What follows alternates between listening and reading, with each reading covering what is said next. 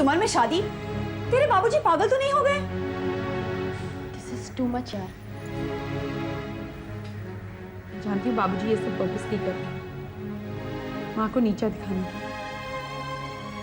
लेकिन यार आंटी को घर छोड़ना ही नहीं चाहिए था। मामी कहती है कि अपने पति को दांत से बांध कर रखना चाहिए, लेकिन इसमें आंटी की गलती क्या है? अंकल से माफी मांगने के लिए कहा है, यही गलती है शायद। मुझे तो कुछ समझ भी नहीं आ रहा है कि मैं क्या करूं। मैंने ही माँ को फोर्स किया था घर छोड़ने के लिए, और अब डोंट वरी, सब कुछ ठीक हो जाएगा। मालिका, तूने आंटी को कुछ बताया? क्या बताऊं, कैसे बताऊं? इट्स सो ह्यूमिलिएटिंग यार। तुम पर क्या बीतेगी यार? इसी बात का तो डर लगता है, मुझे ऐसे कैसे कर सकते हैं? पता है, गोवा में अगर किसी की बीवी उसे छोड़कर चली जाए तो वो लोग दूसरी शादी कर लेते हैं। लेकिन ये तो सरासर ज्यादती है। गलती करो और माफी भी ना मांगो। मैं माँ को लेकर वापस घर चली जाऊं? डोंट बी मैड, इससे तू आंटी को और नीचे गिराएगी। तो फिर मैं क्या करूं? अगर बाबूजी ने सचमुच शादी कर ली? ऐसा कुछ नहीं होगा, हम लोग हैं ना अभी। हम सब जाके अंकल से बात करेंगे। We have to do something about it. पर क्या अंकल हमारी बात मानेंगे? ट्राई करने में क्या हर्ज है? डोंट वरी मालिका। हाँ, चाय कब से इंतजार कर रहा था। आरती, क्या हुआ भाई? कुछ नहीं। तो फिर ये मुंह फुलाए क्यों खड़ी हो? कुछ नहीं कहा ना।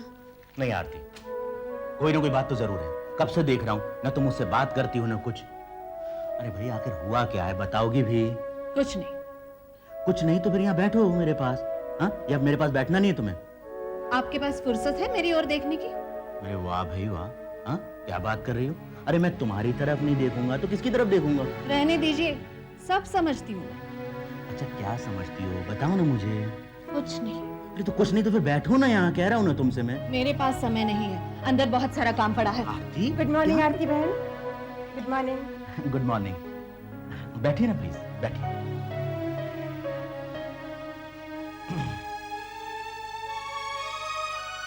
अब तुम यहाँ क्यों खड़ी हो, जाओ ना। क्यों? अब मेरी जरूरत नहीं है। अरे नहीं नहीं, वो बात नहीं है। अब इन्हें चाय नहीं पिलाओगी? नहीं नहीं, मैं ले लूंगी। नहीं नहीं, आप क्यों तकलीफ करती हैं? अब ये है ना आरती, ये लाएगी ना, जाओ। हाँ हाँ, ला रही हूँ। 24 घंटा मुफ्त में नौकरानी जो मिली है आपको। नहीं आरती बहन, बैठिए ना, काम तो होता ही रहेगा। अब ये इतने प्यार से कह रही हैं तो बैठो। आज क्या खाना पकाएंगी? आप चिंता मत कीजिए, मैं पका लूंगी। आरती, आप चुप रहिए। इतने साल रसोई में पत्थर पकाकर खिलाती थी आपको। नहीं, टिंडे। मैं अपने रसोई में किसी को घुसने नहीं दूंगी। लेकिन मैं तो रसोई में घुसता ही मैं नहीं। आपकी बात नहीं कर रही हूँ, सब समझती हूँ मैं। पहले रसोई में, फिर धीरे धीरे पूरे घर पर कब्जा, सब समझती हूँ। आरती, तुम क्या कह रही हो? आरती बहन, आप बहन मत कहिए मुझे। क्या बहन बहन के साथ ऐसा करती है? कैसा? इतना अनजान बनने की जरूरत नहीं है, सब समझती हूँ मैं। लेकिन मैंने किया क्या है? अपने आप से पूछिए क्या किया है। आरती, ये तुम क्या कह रही हो क्या गया है तुम्हें? हाँ हाँ, पागल हो गई हूँ मैं, कुछ अकल नहीं है मुझे। न ढंग से बात कर सकती हूँ, न खाना बना सकती हूँ, कुछ नहीं आता है मुझे, कुछ नहीं आता।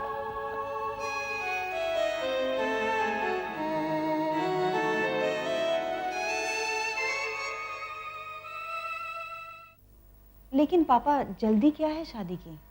जल्दी कहाँ है बेटा, लेकिन रिश्ता आया है तो लड़के से मिलने में क्या हर्ज है? नहीं, पर पता नहीं क्या हुआ। नहीं मतलब मैं अभी तैयार नहीं हूँ। अभी मैं मेंटली तैयार नहीं हूँ। वो तो हम लोग भी जानते हैं रेणु, और इसीलिए कोशिश कर रहे हैं कि तुम औरों से भी मिलो, क्योंकि जब तक तुम अपने ककून से बाहर नहीं निकलोगी तब तक तुम मेंटली तैयार भी नहीं हो पाओगे। हाँ बेटा, पुरानी बातों को जल्द से जल्द भूलने के लिए नए के साथ जुड़ना बहुत जरूरी होता है। Okay, now close your eyes. क्यों? बंद तो करो। आप भी पापा। अब क्या? अब देखो। क्या? अरे ऐसे नहीं, आंखें बंद करके देखो। देखो तो। आंखें बंद करने से क्या दिखेगा पापा? देखो, कोशिश करो और बताओ कि क्या दिख रहा है। कुछ भी नहीं, बस अंधेरा ही अंधेरा। यही तो बात है। तुम्हारी नजरों के सामने जहां सुंदर सपने होने चाहिए वहां अंधेरा है, और हम लोग उस अंधेरे में सपने पिरोने की कोशिश कर रहे हैं। बेटा, सपने देखना बहुत जरूरी है। सपने इंसान की हिम्मत बढ़ाते हैं। और अतीत को सहलाते रहने में कोई समझदारी नहीं है। रोज नया सूरज उगता है, नई रोशनी लेकर। अरे वाह, इसी बात पे बस बढ़िया सी चाय होनी चाहिए अब। मैं नहीं बनाऊंगी चाय। दिन में 10 बार चाय पीते रहते हो। अरे मैं बनाऊंगा, तुम पियोगी? पछताओगी। एंड तुम? गर्मा गर्म कड़क मीठी बादशाही चाय, बोल। आधा कप पापा। गुड, आए आगे। रेनू, मेरी एक बात मानोगी? क्या मॉम? पहले प्रॉमिस करो कि मानोगी। तुम्हारे भले की बात है। पर बात क्या है मॉम? देख रेनू, हमारे समाज में औरतों की पवित्रता को बहुत इंपॉर्टेंस दी जाती है। मतलब मैं नहीं मानती, लेकिन समाज तो मानता है ना। मॉम, साफ साफ बताओ, बात क्या है? रेनू, तुझे देखने जो भी लड़का आएगा उसे तेरी बीती हुई जिंदगी के बारे में तो कुछ नहीं बताएगी। क्यों?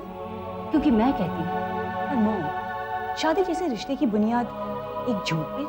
लेकिन किसी को क्या पता चलने वाला है कि सच्चाई क्या है। और अगर पता चल गई तो फिर तो वो लड़का यही सोचेगा ना कि हम लोगों ने उसे धोखा दिया है। रेनू, हमारे समाज में सच्चाई बर्दाश्त करने की हिम्मत लोगों में नहीं होती। क्या मतलब?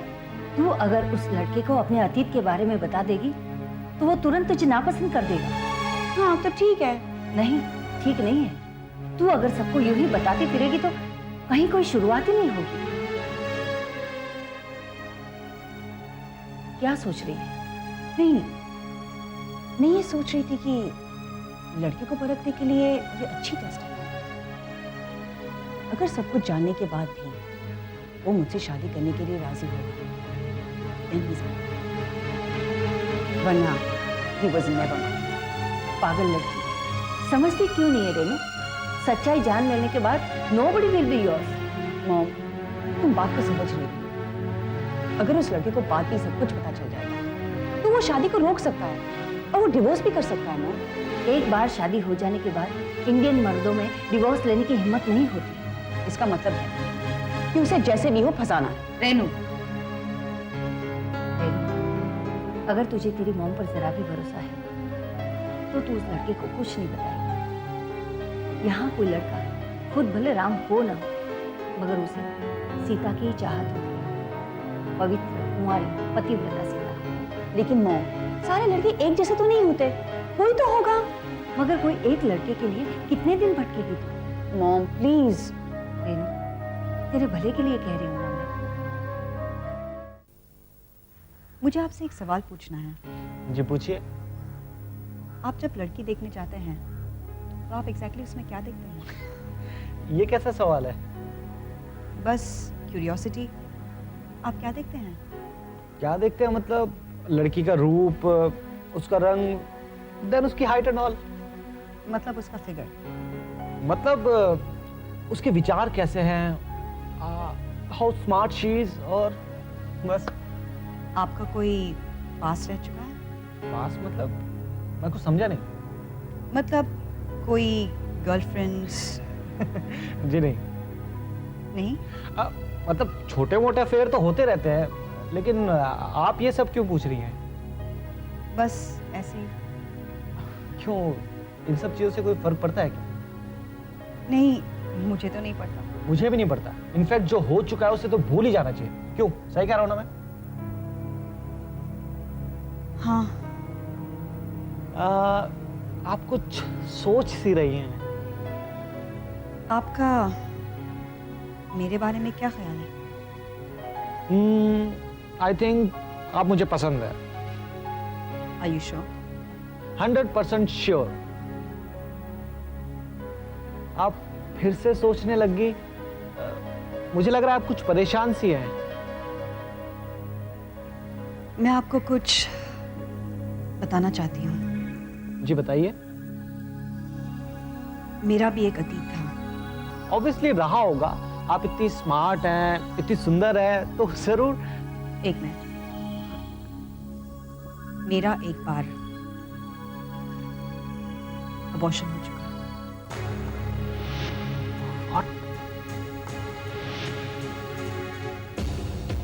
आई एम सॉरी, लेकिन मैं आपसे कुछ छुपाना नहीं चाहती। ओह,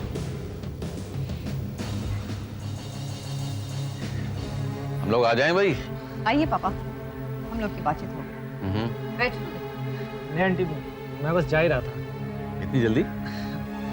अंकल मुझे एक अर्जेंट काम याद आ गया। मुझे ताज्जुब होता है कि लोग अर्जेंट काम कैसे भूल जाते हैं। अरे हो जाता है कभी कभी। ठीक है बेटा, मैं तुम्हारे पिताजी से बात कर लूंगा। नहीं अंकल, मेरे पिताजी से बात करने की जरूरत नहीं। मुझे अभी रेनू ने सब कुछ बता दिया है, और मुझे नहीं लगता इतना सब जानने के बाद मैं आपकी लड़की को एक्सेप्ट कर पाऊंगा। मुझे माफ करना अंकल, मैं आपकी लड़की से शादी नहीं कर सकता।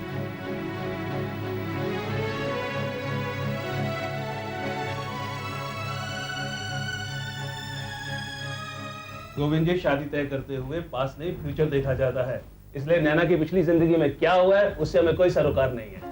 देखा नैना, मैंने कहा था ना, मेरे मम्मी पापा बहुत समझदार हैं। अच्छा बेटे, बेटा बाप को समझदार बता रहे हैं। देखिए कैसा माना आ गया है। अरे पापा, समझदारी से मेरा मतलब है अंडरस्टैंडिंग। हाँ बेटे, अंडरस्टैंडिंग तो हमें बहुत है। पुराने हुए तो क्या हुआ, शादी के पहले और फेस क्या होते हैं हम अच्छी तरह समझते हैं। अच्छा, तो हमें भी तो बताइए कि शादी के पहले आपने कितने अफेयर्स किए थे? क्या आप हमारे बारे में जानती नहीं है क्या? देखा स्नेहलता जी, ये मर्द लोग होते ही ऐसे हैं। पहले गलत काम करते हैं और बाद में सीना तान कर कहते हैं।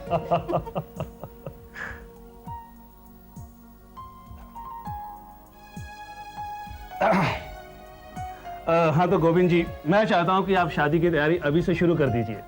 अमित हमारा इकलौता बेटा है, हम चाहते हैं ये शादी धूमधाम से हो।